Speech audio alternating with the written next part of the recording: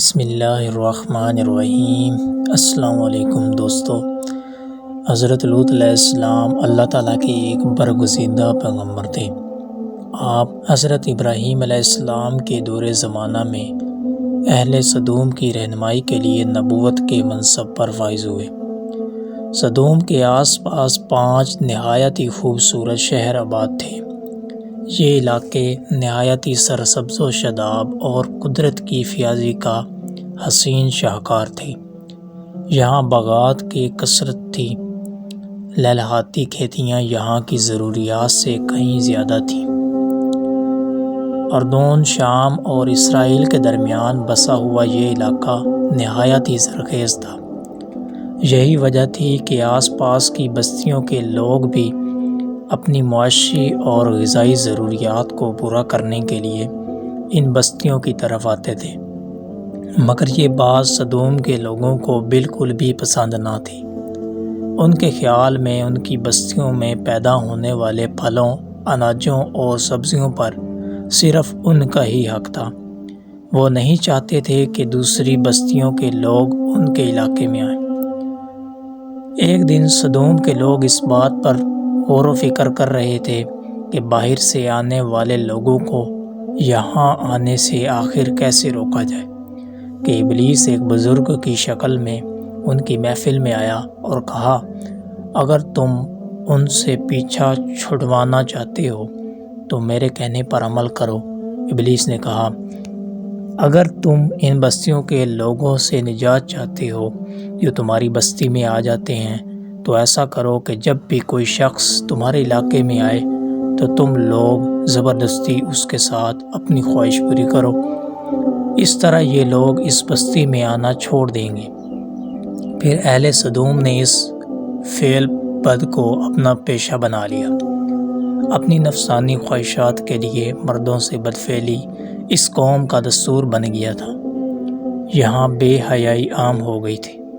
حکمران، سردار، راؤسا، ہر طبقے میں گھر گھر یہ عمل پھیل گیا۔ بڑی محفل میں یہ لوگ اس فحاشی کے کام کو کر کے خوش ہوتے تھے۔ تلمود میں لکھا ہے کہ اہل سدوم اپنی روزمرہ کی زندگی میں سخت ظالم، دھوکے باز اور بد معاملہ تھے۔ کوئی مسافر ان کے علاقے سے باخیریت نہ گزر سکتا تھا۔ کوئی غریب ان کی بستیوں سے روٹی کا ایک ٹکڑا نہ پا سکتا تھا۔ بارہا ایسا ہوتا تھا کہ باہر کا آدمی ان کے علاقے میں پہنچ کر فاقوں سے مر جاتا اور یہ اس کے کپڑے اتار کر اس کی لاش کو برہنہ دفن کر دیتے۔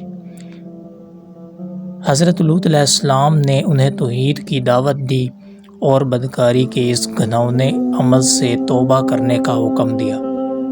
حضرت لوط علیہ السلام نے کہا، تم بے حیائی کیوں کرتے ہو؟ کیا تم عورتوں کو چھوڑ کر لذت حاصل کرنے کے لیے مرد کی طرف مائل ہوتے ہو؟ حقیقت یہ ہے کہ تم احمق لوگ ہو۔ حضرت لوط اہل سدوم کو دن رات وعظ و نصیحت کیا کرتے، لیکن قوم لوط پر اس کا کوئی اثر نہ ہوتا، بلکہ وہ بہت فخریہ انداز میں یہ کام کرتے تھے۔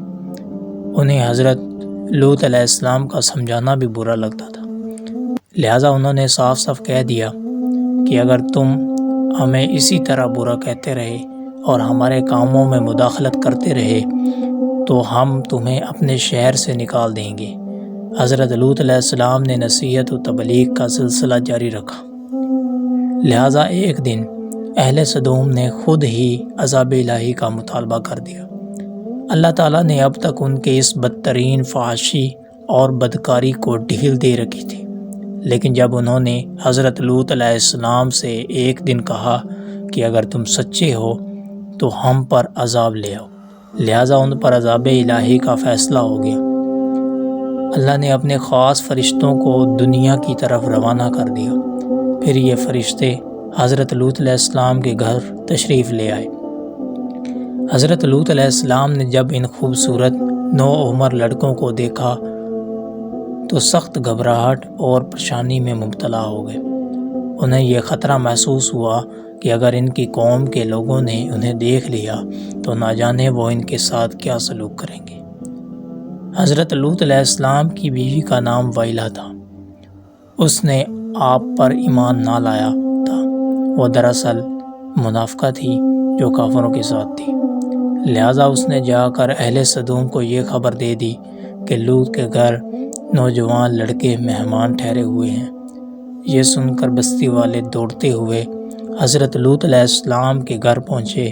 حضرت لوط علیہ السلام نے کہا، اے قوم، یہ جو میری قوم کی لڑکیاں ہیں یہ تمہارے لیے جائز اور پاک ہیں۔ اللہ سے ڈرو اور مجھے میرے مہمانوں کے سامنے رسوا نہ کرو۔ کیا تم میں سے کوئی بھی شائستہ آدمی نہیں؟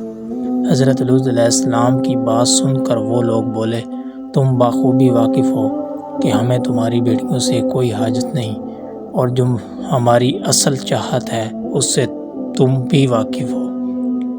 حضرت لوط علیہ السلام نے گھر کے دروازے بند کر دیے اور ان نوجوانوں کو ایک کمرے میں چھپا دیا۔ ان بدکار لوگوں نے آپ کے گھر کا گھیراؤ کیا ہوا تھا اور ان میں سے کچھ گھر کے دیوار پر بھی چڑھنے کی کوشش کر رہے تھے۔ حضرت لوط علیہ السلام اپنے مہمانوں کی عزت کے خیال سے بہت زیادہ گھبرائے ہوئے تھے۔ فرشتے یہ سب منظر دیکھ رہے تھے۔ جب انہوں نے حضرت لوط علیہ السلام کی بے بسی اور پریشانی کا یہ عالم دیکھا تو حقیقت سے پردہ اٹھاتے ہوئے یوں فرمایا، اے لوط، ہم تمہارے رب کے بھیجے ہوئے فرشتے ہیں، یہ لوگ ہرگز تم تک نہیں پہنچ سکیں گے۔ ابھی کچھ رات باقی ہے تو اپنے گھر والوں کو لے کر چل دو اور تم میں سے کوئی شخص پیچھے مڑ کر نہ دیکھے۔ اہل سدوم حضرت لوط علیہ السلام کے گھر کا دروازہ توڑنے پر آ گئے، لہٰذا حضرت جبرائیل علیہ السلام نے گھر سے باہر نکل کر اپنے پر کا ایک کونا انہیں مارا، جس سے ان سب کی آنکھوں کے ڈھیلے باہر نکل آئے اور بصارت زائل ہو گئی۔ یہ خاص عذاب ان لوگوں کو پہنچا جو حضرت لوط علیہ السلام کے پاس بدنیتی سے آئے تھے۔ حضرت لوط علیہ السلام حقیقت حال جان کر مطمئن ہو گئے اور اپنے گھر والوں کے ساتھ رات ہی کو نکل کھڑے ہوئے۔ اس وقت ان کی بیوی بھی ان کے ساتھ تھی، لیکن کچھ دور جا کر وہ واپس اپنی قوم کی طرف پلٹ گئی اور قوم کے ساتھ جہنم رسید ہو گئی۔ صبح کا آغاز ہوا تو اللہ کے حکم سے حضرت جبرائیل علیہ السلام نے بستی کو اپنے پر سے اکھاڑ دیا اور پھر اپنے بازو پر رکھ کر آسمان پر چڑھ گئے، یہاں تک کہ آسمان والوں نے بستی کے کتوں کے بھونکنے اور مرغوں کے بولنے کی آوازیں سنی۔ پھر اس بستی کو زمین پر دے مارا، جس کے بعد ان پر پتھروں کی بارش ہوئی۔ جب یہ پتھر ان کو لگتے تو سر پاش پاش ہو جاتے۔ صبح سویرے شروع ہونے والا یہ عذاب اشراق تک پوری بستی کو نیست و نابود کر چکا تھا۔ قوم لوط کی ان خوبصورت بستیوں کو اللہ نے ایک انتہائی بدبودار اور سیاہ جھیل میں تبدیل کر دیا، جس کے پانی سے رہتی دنیا تک کوئی فائدہ نہیں اٹھایا جا سکتا۔ سمندر کے اس خاص حصے میں کوئی جاندار مچھلی، مینڈک وغیرہ زندہ نہیں رہ سکتے، اس لیے اس ڈیڈ سے یعنی بحریہ مردار کہا جاتا ہے، جو اسرائیل اور اردن کے درمیان واقع ہے۔ دوستو، اگر ہماری یہ ویڈیو آپ کو اچھی لگی ہو تو ہماری اس ویڈیو کو لائک کریں اور چینل کو سبسکرائب کر لیں تاکہ مزید نئی آنے والی ویڈیو آپ تک پہلے پہنچ سکے۔ شکریہ۔